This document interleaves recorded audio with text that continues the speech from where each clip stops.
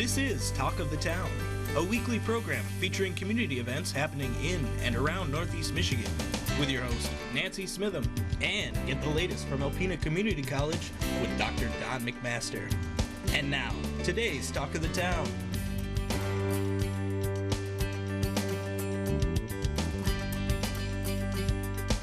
Good morning and welcome to Talk of the Town. I'm Nancy Smitham. My first guest today is Katie Wolfe from Thunder Bay National Marine Sanctuary. Good morning, Katie. Good morning, Nancy. How are you doing? I'm doing very well, thank you. Happy New Year to you and everyone at Thunder Bay National Marine Sanctuary. Yeah, can you believe it's 2021? I know, and I know you're not open for business yet, but that does not mean that business is not going on.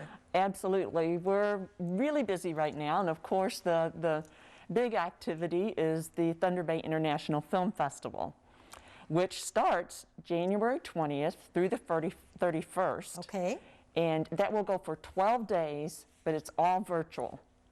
That's amazing. I think I say this every year, but I remember when Stephanie first came on and talked about the first International Film Festival, and I thought, oh boy, and it's just taken off from there. It's tremendous. You have films that we get to see before anyone else gets to see, virtually from all over the world, filmmakers debuting their films at Thunder Bay National Marine Sanctuary. Absolutely. So it's our 9th year, and we partner with the International Ocean Film Festival out of San Francisco, and they've been a wonderful partner, and that's part of why we're able to have it virtually this year. They have an online platform that we're going to use, and so the way it works is that people can go to the Thunder Bay Friends.org website, and they can purchase a ticket for just one program, or if they want access to over 50 films, plus we have 10 live streaming events. Wow. Then they can purchase a Thunder Pass. And the cool thing is that they can watch the films anytime they want during that 12-day period. So if they want to get up at 6 a.m. and watch them, or if they want to watch them at 11 p.m., and they can do it in the comforts of their home with their family around them. So it should be really neat for people, and you know, it's a great time of year to snuggle up and watch some good films. It sure is. Now you wanted to talk about 2 films in particular. Yeah, well, you always ask me what are my favorite, and so I made sure that I had a couple to talk about. And so there's one film that's called Into the Storm, and it's about a young boy, a Peruvian boy, who lives in Lima, and his family situation's not very good. I mean, his dad is in prison, his mom's working multiple jobs, drugs are a big issue on the street. And somehow he makes his way to the ocean and learns to love how to surf, and that ends up being his way of escaping from city life and all the pressures there. And so it follows him literally for 4 years. This filmmaker followed him for 4 years. And over that time, you see how he evolves to where today he's one of the top 5 surfers in the world. Oh my goodness. So that's a really great film. So that's called Into the Storm. All right. And I don't know, I hope I didn't break anything. I think there's enough details there to, experience. Well, it's a good teaser. And then there's another one that's, it's incredibly beautiful. The cinematography is spectacular. And it is about a man, it's called Deep Dive. And he enters the ocean at one point in the film, and he dives, and it just continues while he's diving, and he ends up like diving underwater around the world. And you get a glimpse of aquatic life throughout the whole world. Wow. And it's really magnificent how it was produced, and so it's a really fun and absolutely gorgeous film to watch. Now, how will all of your virtual events work? So again, you will go online, you can buy your ticket for just one program that... I meant the live event, sorry. Okay, the live stream, okay. So we have invited Stephanie Gondula, who is the film festival coordinator, has worked very hard in lining up filmmakers as well as topic experts and panel discussions. And so it will be like a webinar. You will log on, and those are free. So you can go on, if you go to the Friends website, thunderbayfriends.org, you can see the schedule for them. And then you just log on, and you'll be able to participate and ask questions. And so, and that is a free event. So there's 10 of those opportunities that are free. The other thing that is free is the Student Film Festival. Okay. And so all of that information, you can look at the program online. And if you miss the live event, it will be recorded and then be part of the program, so you'll be able to go on and look it up and watch it at a different time as well. Well, Thunder Bay National Marine Sanctuary and your staff certainly have outdone themselves to make sure that the film festival is a tremendous success. And it's important for everyone to know that not only is this an educational and informative event, but it's a fundraiser for the sanctuary. Well, this year I'm not sure, we'll see how well we do as far as the funds. I think it does, cost us to put this event on. And so we just feel like the content of these films are so important for people to see. There will be a lot of content still about the Great Lakes. We've got incredible partners with Great Lakes Now. The Alpena Agency and Auto Insurance as partners have been another great sponsor. Presskill Electric and Gas has come on board this year and been very generous with us. And then the National Marine Sanctuary Foundation has also helped sponsor it, so that will help with being able to offset some of our cost. But it really is, we just feel it's so important for the community to learn about our ocean and the Great Lakes, timely topics, and really just love our resources. I mean, you can't help but watch these films and feel how fortunate we are to live so close to a Great Lake. And things we take for granted. And well, what I would suggest they do then is go online to the Sanctuary store, get some nice logo wear to wear while you're watching all the films and doing the live sessions. Absolutely. I mean, now would be a good time to go online because all the films are posted as far as, there's little descriptions, and so you can kind of get an idea of, what you want to watch and maybe who you want, to have watch it with you. You can have watch parties. And so I think it'll be a lot of fun. We're going to do it as a staff and then, share notes on things that we like and things like that too. Okay, so the best way again is to go to thunderbayfriends.org, and then you get a code. You buy either a Thunder Pass or one of the different options, then you will receive a code, and then you'll be able to watch whatever you've basically paid for. Right. Depending, like if you get a Thunder Pass, then for those 12 days, you literally can watch any film you want anytime during that time period. Okay, and I just would like to encourage people to look at your website. It's one of the nicest websites. There's so many wonderful things to see on the website. I check it out on a weekly basis to see what's new and what's different, and your staff's doing a great job keeping that up and keeping it pertinent to everything that's going on in our world. Yeah, and the film festival right now, it's got lots of information on that. Yes. We are, the NOAA website is in the process of being updated, like a major overhaul, so it's going to be pretty spectacular when that's done too.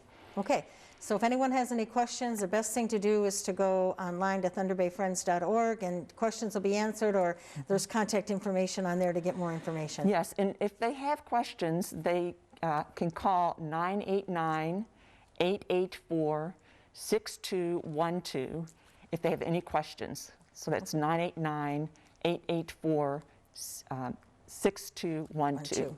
Okay, and to go online for the Sanctuary store, how do we do that? Just thunderbayfriends.org. It's on there too, okay?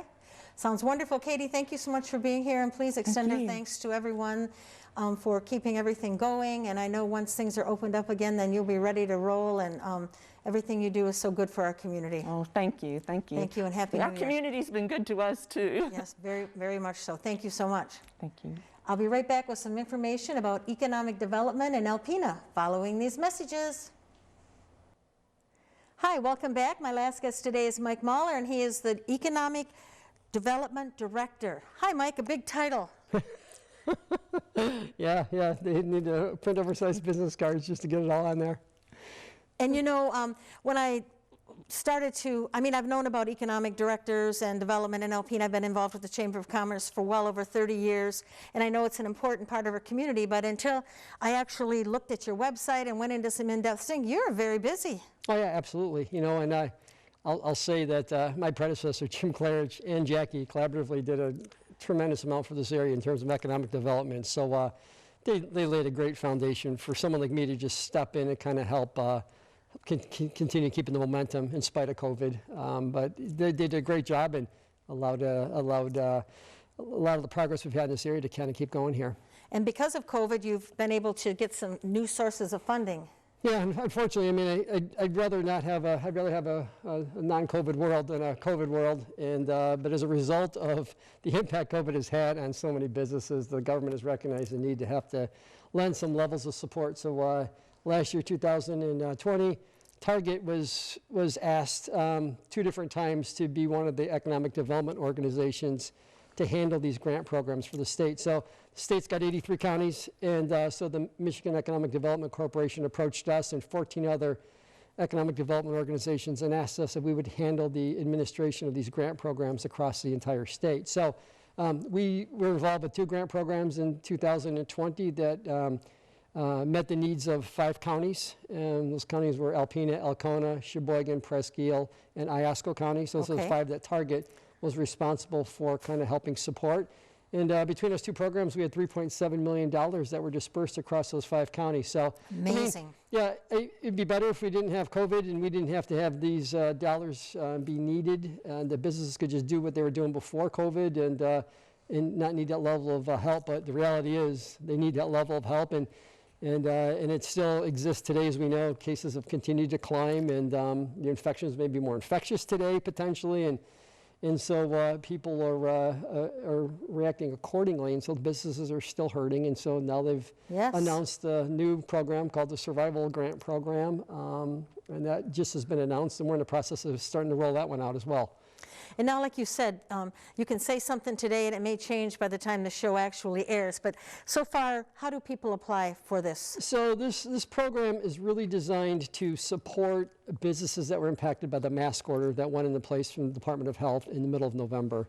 And so for those businesses, particularly like you think about restaurants, right? No more indoor dining. Restaurants can only operate if they get at outdoor seating, which many restaurants don't have, or through takeout or carry out only. So a lot of businesses, but restaurants is an easy one to target, right? Because we all know the impact it's had on them, but there's a lot of other businesses that have also been impacted by the mask order. So this round of funding is really designed for any profit or nonprofit small business under 100 employees that's been particularly impacted by the mask order. And so the program rules are being finalized tomorrow through the Michigan Strategic Fund, but you know, we've got approximately statewide $55 million of funds, of which we'll have about $1.8 million for those same 5 counties that we'll be administering. So like I've been telling people, there's going to be information on our website, www.alpenachamber.com, and links to the online application process. We don't host it. The Michigan Economic Development Corporation will actually host the application on their site. And then, but it will open at some point early next week. Okay. And close at probably the end of next week. Okay. And then the following week, we'll be processing all of that with the idea of our commitment locally is to get all of the funds dispersed by the end of the month. Wow. So for businesses that apply and businesses that are selected for a grant, we're committed, we being Target and the counties that we're supporting in getting those funds pushed out before the end of January. Now, if they get the grant and they follow all the rules, do they have to pay the money back? Nope. This is a grant. Hallelujah. It's theirs to keep and use. They've got to use it for expenses that were incurred from November when the mask order went in until April 30th, 2021. So basically for expenses that kind of started at the time the mask order was implemented all the way through for the next several months. So if they need it for rent, utilities, payroll expenses, those are the kind of things that this program is really designed to help support. Not you know, I want to paint my offices and things like that. It's not really designed for that. It's really designed for direct support of expenses associated with keeping the operation functional and viable. Well, thank you so much for being the agency that's going to make that happen for the residents in our counties, because it is greatly needed. Yeah, I've been telling people that even though my role is the economic development director, and this really represents mission creep for us, the reality is the state did not have an architecture in place in order to do what they've been asked to do, which is push money out to small businesses. So back in March when the first program came up, they reached out to organizations, professional economic organizations like ours, and said, would you help us? And so for us, it's mission creep, but we understand the need. And the reality is, I mean, I would much rather prefer to support economic viability and not have to worry about economic redevelopment. We got to keep these businesses that are here supported. And so You know, I know that, you know, I can just think of my own family situation. I know we had, my kids bought me gift cards for a lot of the local businesses around town here for the holidays, because they know I'm involved with the DDA and some of the other things I'm involved in. And so, you know, that's the kind of stuff we need to do. And we all have to do our part as best we can within our abilities to help support them, because I don't want to see any of these businesses fail and end up with empty buildings in our community that we've got to find new occupants for. And so let's keep going, and that's what I'm committed to doing. Well, thank you again. But going back to the economic development, getting new businesses in, your website is really a wonderful resource for our community. Yeah, thank you. It is. There's a lot of great information out there, and it's always constantly being updated, and is a resource for people outside of this area who are looking for information about this area. You know, my collaboration, I'm involved with the Downtown Development Authority and with Ms. Gentry, and they've got they've put together a new document as well that we probably should have a link on our website to it, frankly, for people who are looking to maybe move a business into Alpena, particularly downtown.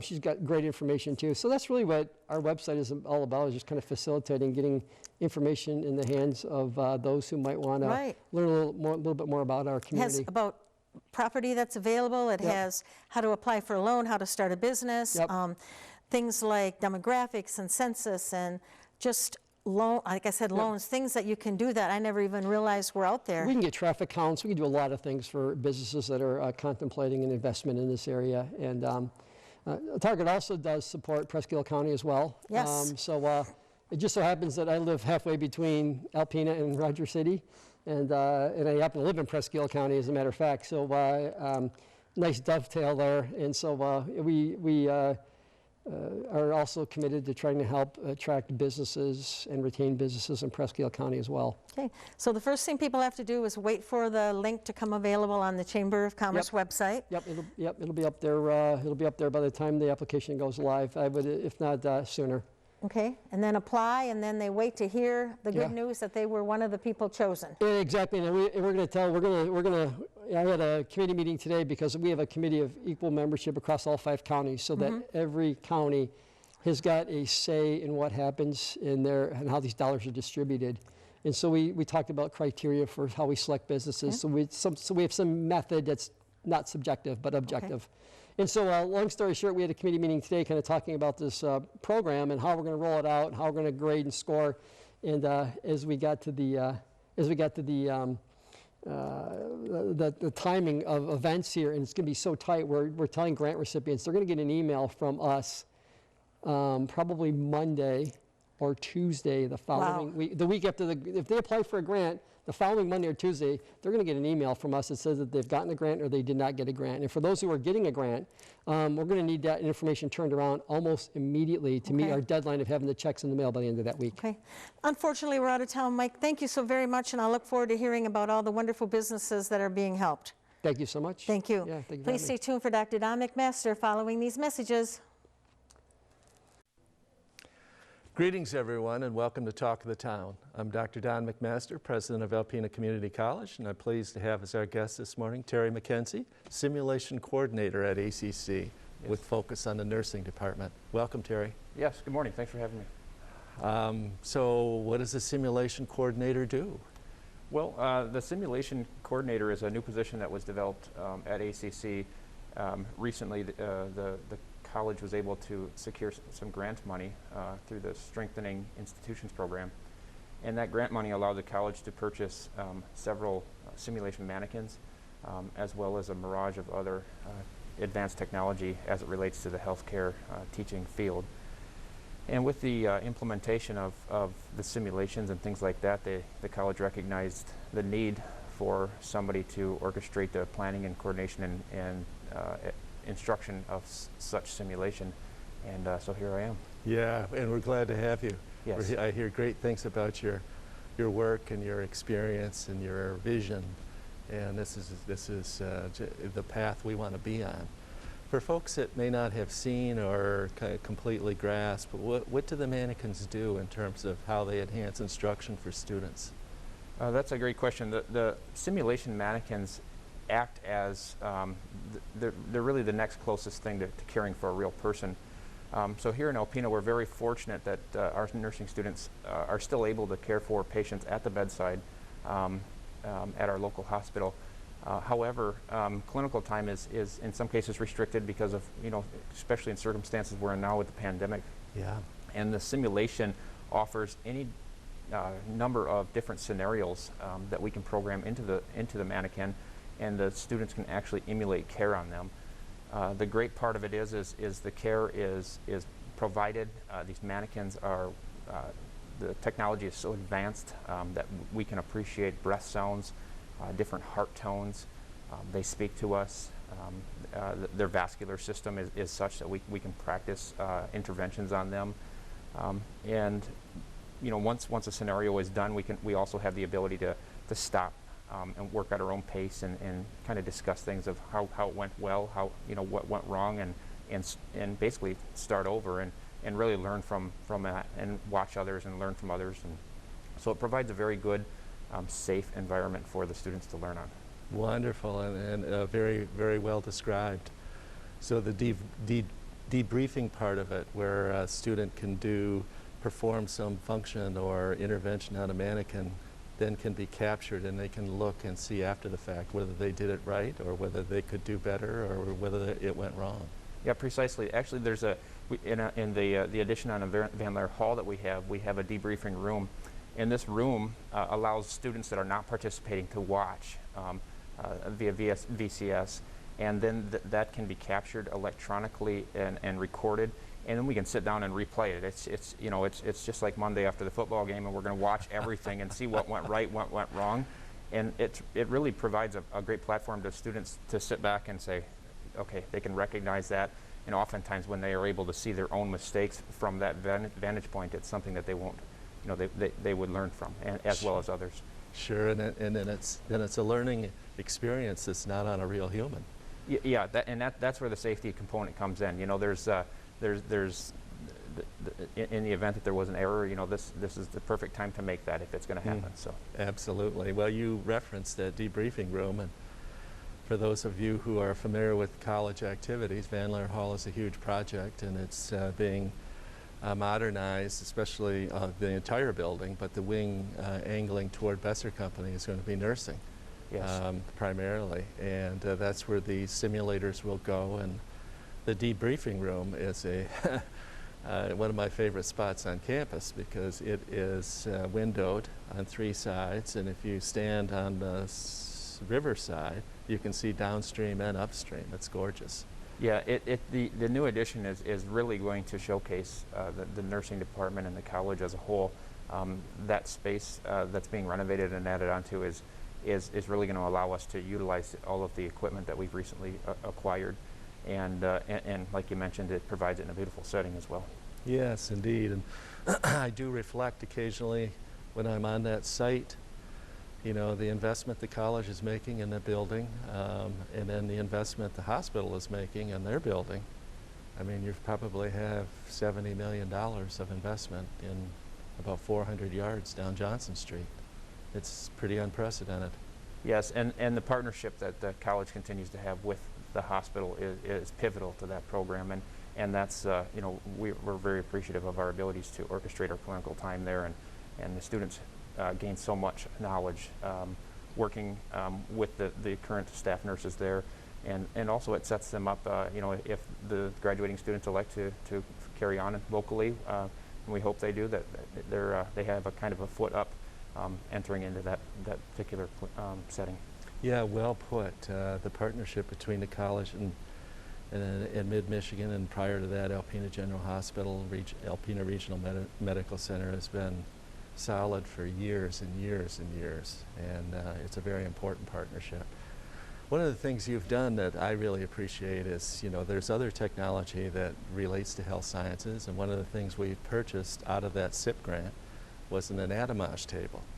Could you describe to the viewers what that is, and then talk a little bit about, we got about 2 minutes left, your recent work sharing that with folks down at the Oscoda campus? Yes, the Anatomage table is a table that essentially takes the place of a cadaver. So our college has always had on campus for science purposes, a cadaver, which we could view, we could work with.